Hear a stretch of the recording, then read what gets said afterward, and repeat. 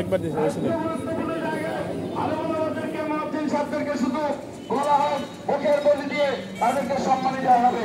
মিডিয়ার মাধ্যমে সীমাবদ্ধ থাকে 90% মুসলমানের রাষ্ট্রের মধ্যে আজকে আলেমরা অবহেলিত অবঞ্চিত।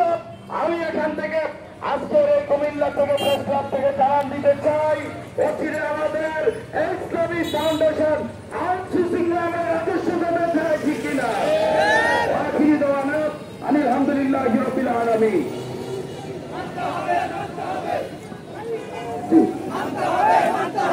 সংগ্রামী এলাকা সংগ্রামী আমরা অনুষ্ঠান